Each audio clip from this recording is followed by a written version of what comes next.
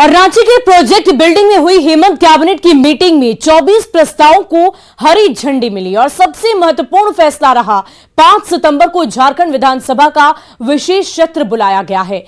ताजा राजनीतिक उथल पुथल के बीच एक दिन के इस सत्र पर सबकी निगाहें टिकी होंगी और यही नहीं, हेमंत कैबिनेट ने एक माह के लिए चार्टर्ड प्लेन की बुकिंग पर 2 करोड़ 6 लाख रुपए मंजूर किए। तीसरा बड़ा फैसला रहा सरकारी कर्मचारियों को ओल्ड पेंशन स्कीम का तोहफा।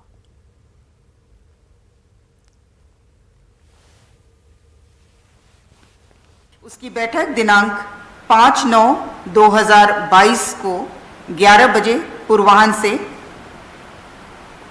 झारखंड विधानसभा की प्रक्रिया तथा कार्य संचालन नियम 15 के तृतीय परिंतु के आलोक में बुलाई जाए, यह निर्णय लिया गया।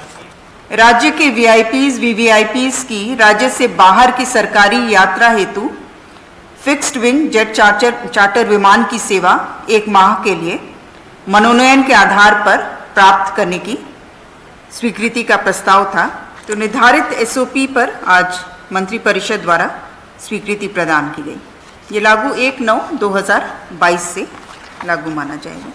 नीलांबर पीतांबर विश्वविद्यालय मेदिनीनगर पलामू के अंतर्गत नवस्थापित डिग्री महाविद्यालयों में प्राचार्य, सहायक प्राध्यापक एवं शिक्षकेतर कर्मचारियों के पदों के सृजन तथा महाविद्यालयों में संकाय की स्वीकृति के संबंध में।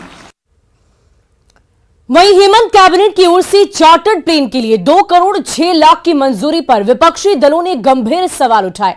बीजेपी ने कहा कि हेमंत सरकार जनता की कमाई से हवाई उड़ान उड़ना चाहती है, तो कांग्रेस ने इसका बचाव करते हुए कहा कि मौज मस्ती के लिए नहीं बल्कि सरकारी कामकाज के लिए चार्टर्ड प्लेन के फंड पर मुहर लगाई गई है।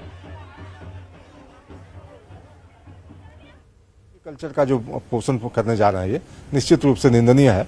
सरकार को एक बार पुनर्विचार करना चाहिए कि इस तरह की कोई प्रस्ताव लाने से पहले जनमानस पर क्या असर पड़ेगा, इस पर भी सोचना चाहिए। उस फैसले में बहुत सी ऐसी चीजें हैं, जरूरत पड़ती आन पड़ती हैं। हो सकता है लोगों को दिल्ली जाना हो या आना हो जरूरत के हिसाब से, ऐसा नहीं कि घूमना है।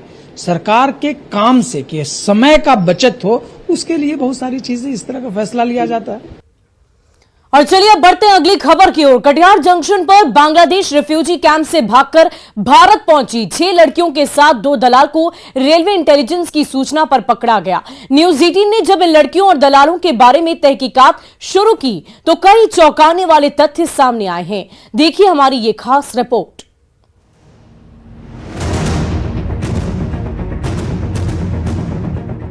पुलिस की गिरफ्त में 6 लड़कियां,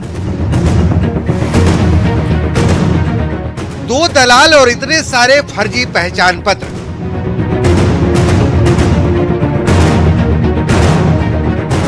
रेलवे इंटेलिजेंस की सूचना पर इन 6 लड़कियों समेत 2 दलालों को गिरफ्तार किया गया। पकड़ी गई लड़कियां बांग्लादेश रिफ्यूजी कैंप से भागकर फर्जी फेक आईडी के सहारे भारत में घुसी थी, लेकिन दलालों के साथ पकड़ी गई। हाल के दिनों में ही 6 बांग्लादेशी लड़की जो बांग्लादेशी कैंप से भाग कर रही है और उन्हें पकड़ा गया था। इसके बाद एक बड़ा खुलासा न्यूज 18 के हाथ कुछ इस तरह का लगभग दर्जनों फेक आधार कार्ड लगा है। अब घुसपैठ का पूरा खेल समझिए।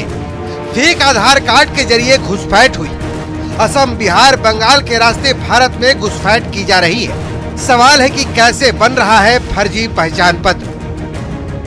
न्यूज 18 के हाथ कुछ ऐसा वीडियो भी लगा जिसमें साफ तौर पर देखा जा सकता है कि फेक आईडी होने के कारण यात्रा के दौरान कुछ लोग जांच के दायरे में भी आए, जो अपने पिता का नाम भी आईडी देखकर बताते दिखे। তোর বাবার নাম তুই জানিস না? না, ঠিক আছে, কিবা লেখছে কেডা? টিকিটের মধ্যে কি বানাইছে? তোর অরিজিনাল নাম কি? আমার নাম মনুর অরিজিনাল। অরিজিনাল আর বাবার নাম? বাবার নাম কি করে দেখা বাদে টিকিটের দেখে। लेकिन रनिंग ट्रेन में टीटी के पास ऐसे पहचान पत्रों की वेरिफिकेशन करने की कोई तकनीकी सुविधा नहीं होने के कारण कोई ठोस कदम नहीं उठाए जा सके। इतना सब कुछ चल रहा है, लेकिन कटिहार रेल मंडल के एडीआरएम विजय चौधरी इस पूरे मामले पर कुछ भी बताने की स्थिति में नहीं है। जो फेक टिकट है हमारा एक स्टैंडर्ड प्रोसीड्योर है चेकिंग का, और हमारा वीटीएस और पीआरएस का डेटाबेस है, उससे हम लोग फेक टिकट को चेक कर लेते हैं। और रही बांग्लादेश से जो आने का, ये रेलवे का मैटर नहीं है, इस पर मैं ज़्यादा कुछ नहीं बोल सकता। अब सवाल है कि इस तरह रेलवे की आंख में धूल झोंककर कितने बांग्लादेशी भारत में घुस चुके हैं, उनकी मंशा क्या है और उन्होंने भारत में फर्जी पहचान पत्र कैसे बना ली।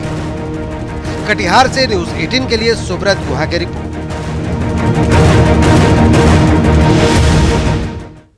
वहीं मधुबनी में बारिश के